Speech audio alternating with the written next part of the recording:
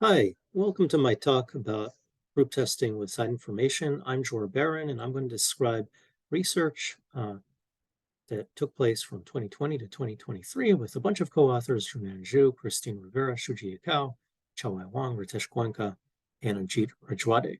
So let's begin. The motivation for this presentation is that we've seen over the last several years that fast, efficient, and affordable testing of large populations can be very helpful during a pandemic.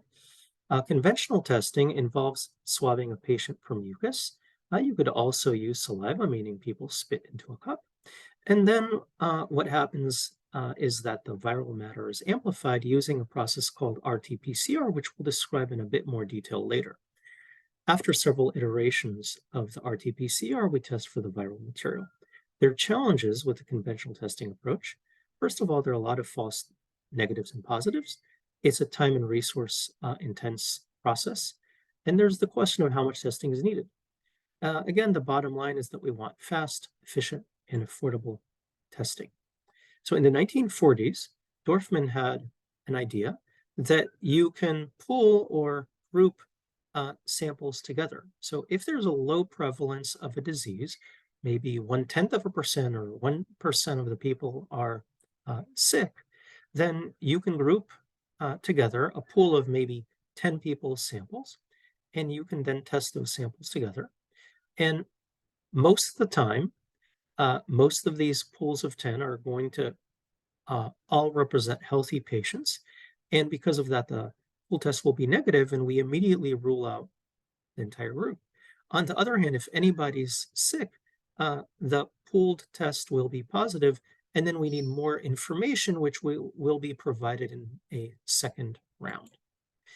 There are a lot of variations along this theme. We can optimize the pool size. Uh, Pool testing has been demonstrated for COVID as early as 2020.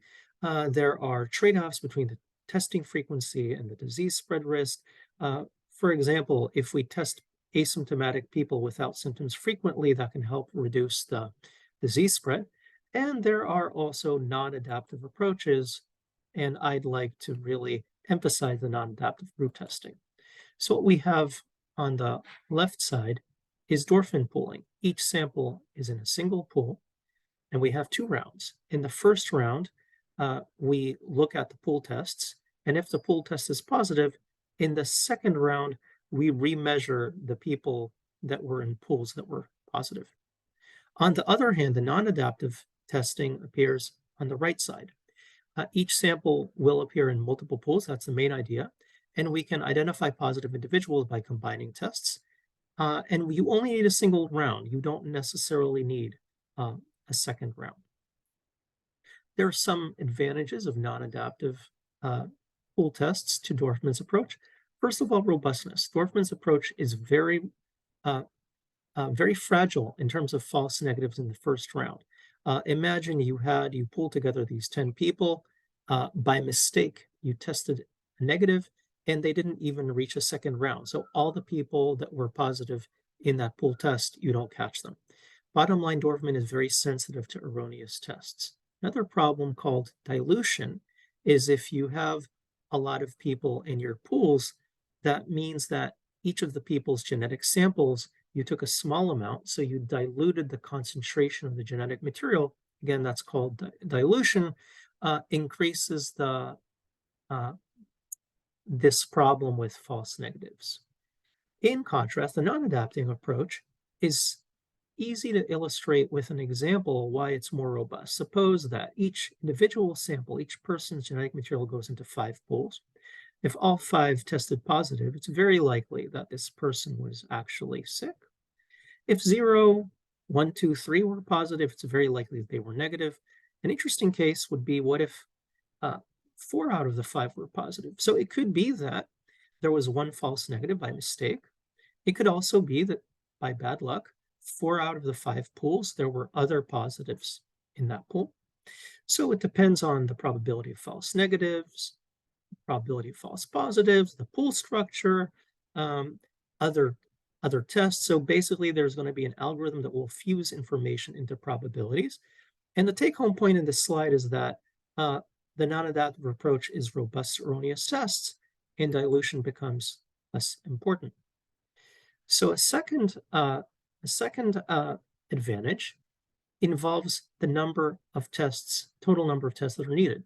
The Dorfman approach is sensitive to errors, as we've discussed. We need to use small pools to combat that, hence we need more tests. The non-adaptive approach can use larger pools, resulting in a much smaller total number of PCR tests. And indeed, in 2020, it was published, some people showed promising results on pool sizes up to 48, and some of my colleagues tested even larger pools and also got reasonable results. What we're seeing in this plot behind me is the relationship between the prevalence, the probability of people being sick, and the number of tests needed per person. The horizontal axis is the probability of a person being sick. It's logarithmic from 10 to the minus 3 to 10 to the minus 2, then 10 to the minus 1. The vertical axis is the number of tests needed per person, again, a log axis. The two lines, the upper line, the upper curve, the blue, is Dorfman. The lower line, the dashed line, is the non-adaptive approach. And Dorfman is higher, meaning it needs more tests per person.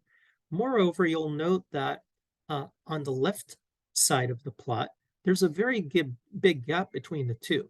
So the non-adaptive approach requires way fewer measurements when the prevalence of the illness is low. And because of that, this is great for testing asymptomatics. Not only that, but on the right side, it also has an advantage. So yes, the non-adaptive approach is good throughout.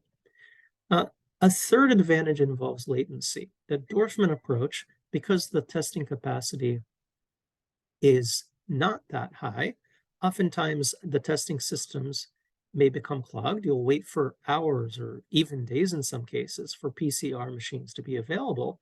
And once your sample reaches a PCR machine, you'll need 2 rounds. And if each PCR round takes 3 hours, you're talking about 6 hours. The non-adaptive pooling approach, on the other hand, you have a big capacity improvement. You're not taxing your testing system. The PCR machines will often be quickly or even immediately available, and you only need a single round once you reach a machine, which is 3 hours. Bottom line, lower latency. Finally, I'd like to comment that I've described it as either we need 2 rounds or we only need 1 round. Of course, there are strategies in the middle. You can use a semi-adaptive multi-round pooling approach that most of the time, maybe you'll only need a single round. Occasionally, you'll need a second round, and that'll be used to reduce the number of misdiagnoses. So I've described what we did, but how does it work? I'll begin by telling you about a problem formulation, specifically a measurement channel. So our problem formulation involves rho, that's the prevalence, the percent of the population that's positive.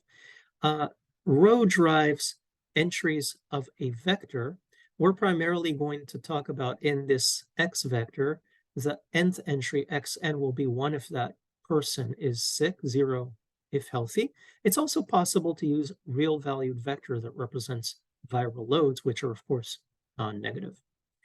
After that, we have this x vector, and we multiply it by a binary measurement matrix A, binary meaning 1s and 0s, and the rows of A correspond to measurements, the columns correspond to patients, and we have a 1 in a specific row and specific column. That would mean that that measurement picks up genetic material from that patient. So you multiply A by X, resulting in W, an auxiliary vector. And because we have a binary rows in A that form an inner product with the vector X, what we're really doing, WM counts the number of sick individuals in measurement number M. But we don't observe W, we observe a noisy vector Y. YM depends on WM such that most of the time, if WM is positive, YM will be 1. Occasionally it'll be 0, that's an erroneous test. Similarly, if WM is 0, nobody's sick, then most of the time YM will be 0. Occasionally it might be 1 if there was an erroneous test. Overall, our goal will be to estimate X, the patient status vector, from Y, the noisy measurements, A, the pool testing structure, and statistical information, for example, the prevalence row. And there's an analogy here to a communication system. My background has been in statistical signal processing and information theory, and communication engineers, they like considering the system to the left. We want to communicate an input X.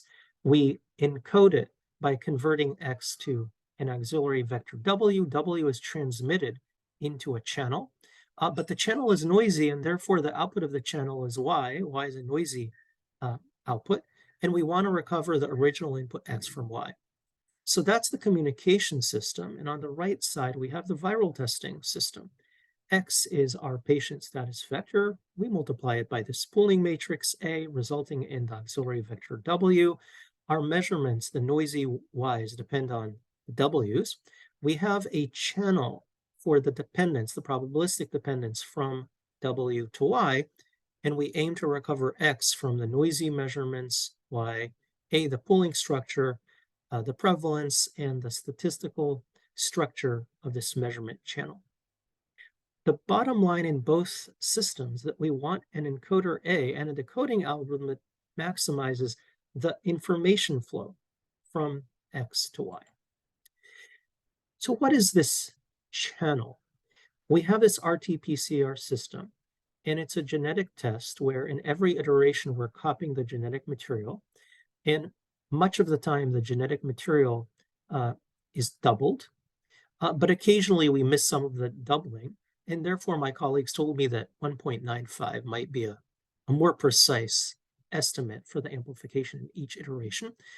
And once we have sufficiently large viral density after several iterations, the sample becomes fluorescent. So what we're seeing in this plot is that the horizontal axis is the number of cycles or iterations. The vertical axis on a log plot is the viral density. As we move toward the right, the viral density increases until we saturate, and this liquid is fluorescent briefly before we saturate. So when is it fluorescent? When there's no viral matter, there's nothing to amplify, it's never fluorescent. When there's a minimal amount of genetic material, it may take 37, 38 iterations.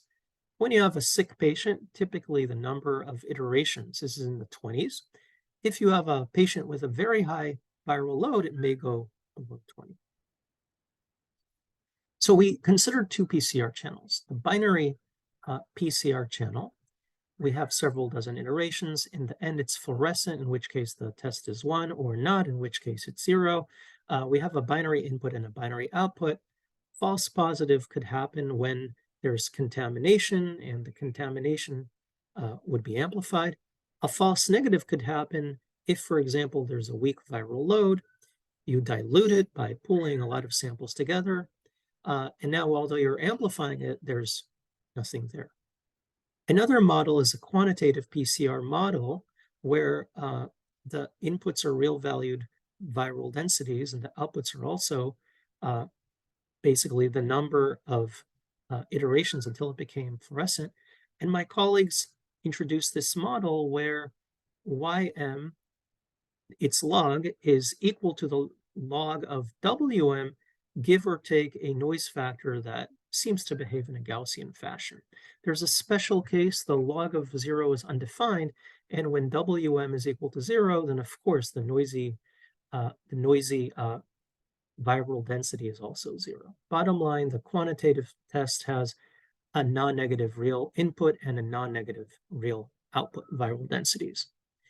So we now have this linear inverse problem, and we solve it with approximate message passing, which can be thought of as linear regression for large, well-behaved matrices. Approximate message passing, or AMP, is a fast iterative algorithm. We start with a complicated matrix vector product, 8 times X, which we represent by W, and Y, the noisy measurements, are W plus Gaussian Z. And we convert it, AMP converts it to a much simpler problem where V pseudodata is equal to X plus Gaussian noise. And iteratively, as we will soon see, we estimate X from V.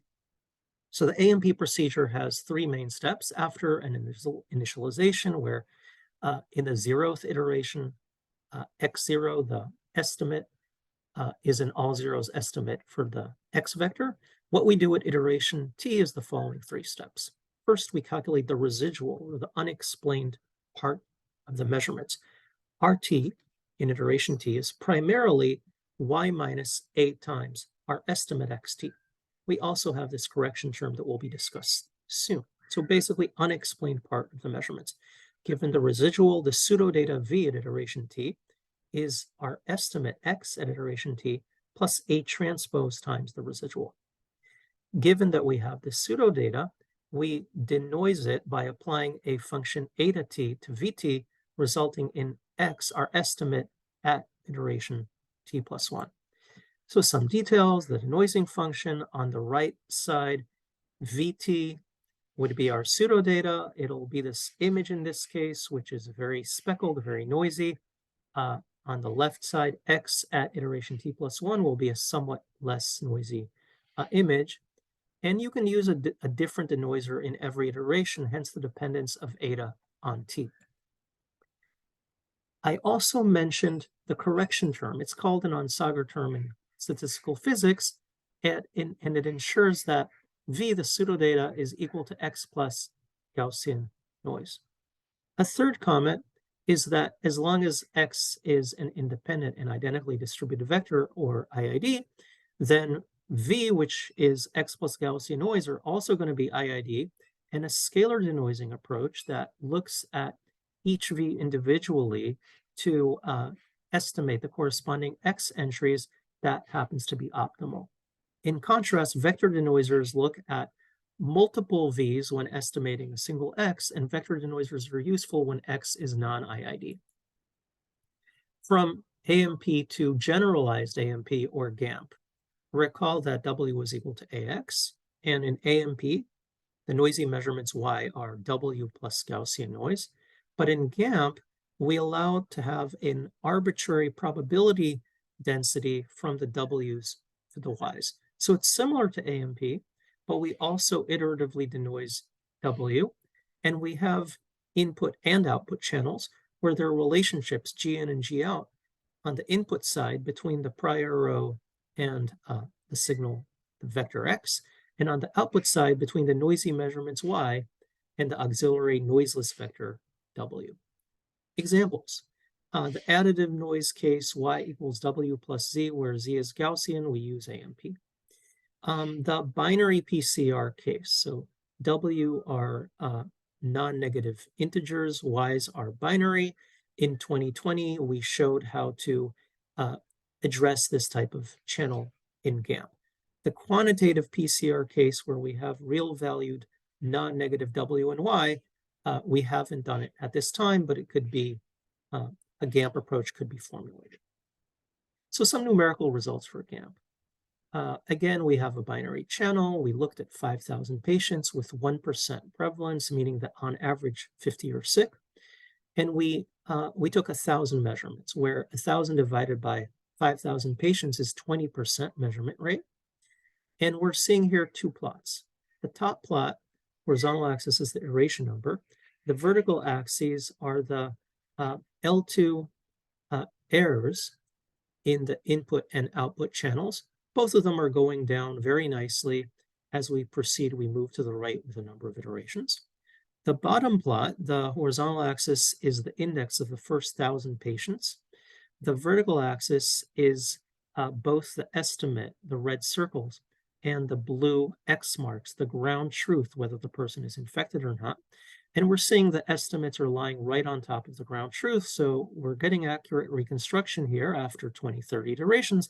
And moreover, this GAMP algorithm is fast. It ran for 5,000 patients in roughly 1 second. Another thing that could be used to improve group testing is site information. In many applications, we have this goal of estimating X, the patient status vector, from the noisy measurements Y, A, the pooling matrix and statistical information, but we also have site information, or SI.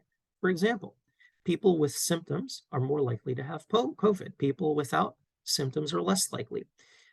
Family members are likely to have a correlated infection status, assuming that they live together. If you have an address, you live in an area with a lot of infections, you're more likely to be infected than if you live in an area with few infections.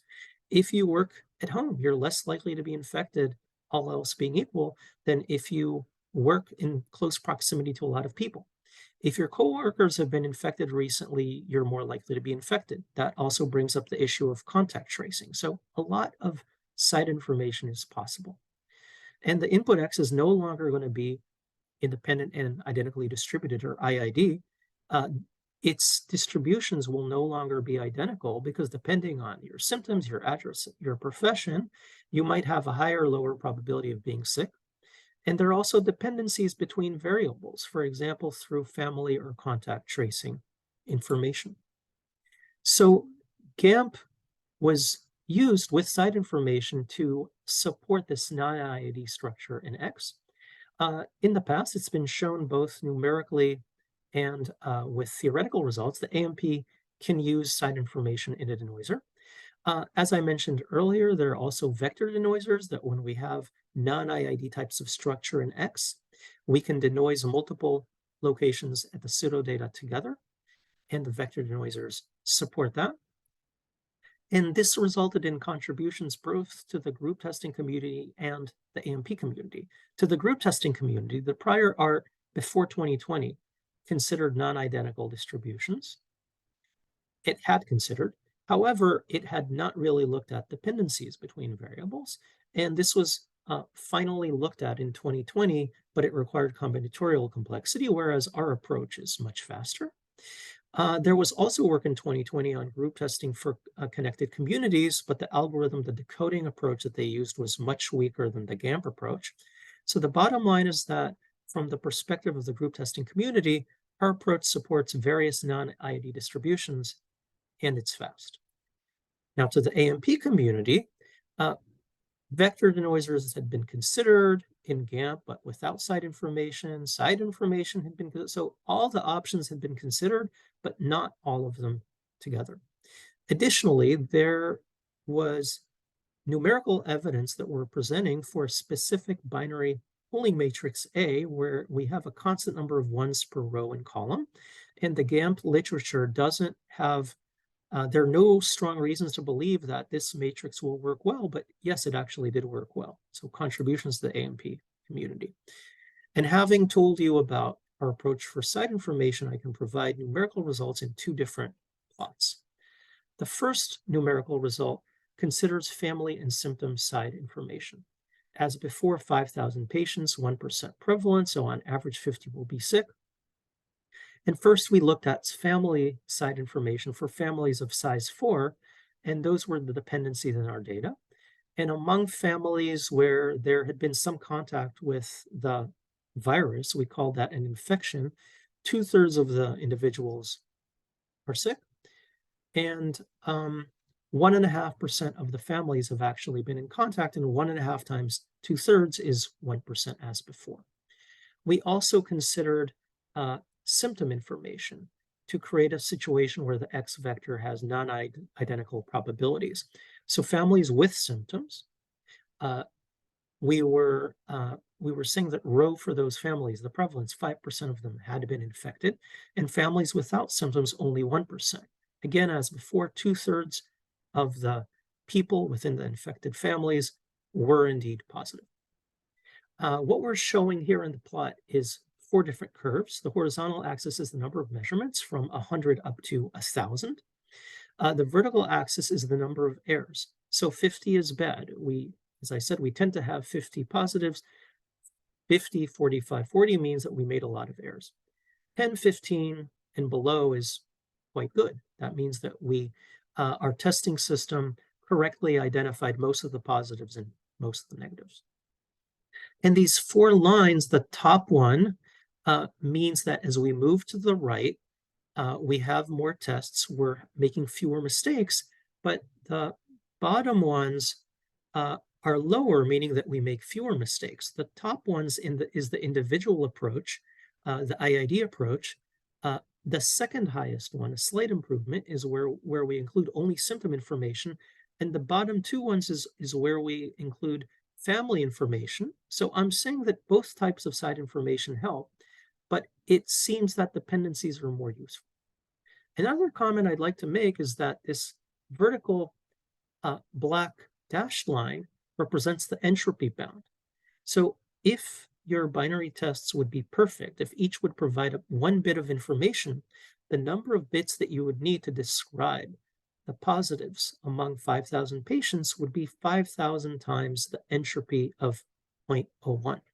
That's somewhat over 400 tests. And we can see here that although we went below 400 tests, 200, 250, we got pretty good results with the family side information. So the point that I'm trying to convey is that the side information about dependencies seems to be very beneficial. The last numerical result that I'll show, we just saw that family information is useful. Contact tracing is even more useful. So we simulated contact tracing and infections data using a standard susceptible, exposed, infectious, and recovered SCIR model. And we compared our approach. The top four plots are going to be the family denoiser. The bottom four are going to be the contact tracing denoiser. We compared that to three algorithms in the prior art: NBP, DD, and DND. Again, the top four are family, the bottom four are contact tracing. Among each group of four, they correspond to different sparsities, different prevalences, percent of people that were positive, ranging from 2.12% up to 8.86%. And within each plot, we're showing information for three numbers of measurements: 150, 300, and 375, again, out of 1,000. And the plot itself demonstrates on the axes the false positive and false negative rates. This means that the lower left-hand quarter is ideal, where we're not making any mistakes at all. And you'll notice on the top four, where we're comparing to the three other algorithms, that our approaches are closer to the origin, meaning our family denoiser is better than the three prior art algorithms. And moreover, in the bottom four plots, you may notice that the false positive rates only go up to 0.2, whereas in the top plots, they went up to 0.6, meaning that the contact tracing information is even better than the family information, which is, again, better than the prior art. So a discussion to complete the talk, I provided an analogy between communication systems and viral testing. The contributions included that we converted pool tests to a noisy linear inverse problem, allowing us to run a GAMP solver. We used side information inside GAMP, which supports dependencies between patients.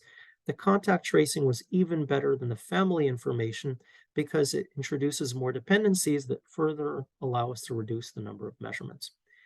We did more work. For example, I mentioned that we were using a matrix design that has a constant number of ones per row and column. We also optimized these matrices, but the improvement was very minor. I'm really telling you that the improvements in the GAMP decoder seem to be more significant. And future work could consider looking at the quantitative PCR model, which is more precise than our binary model. I'll conclude by thanking you for your attention. More details appear in our papers, which appear on my website. If you like the video, please feel free to like it. Feel free to subscribe to my channel. And thanks for your attention. See you soon.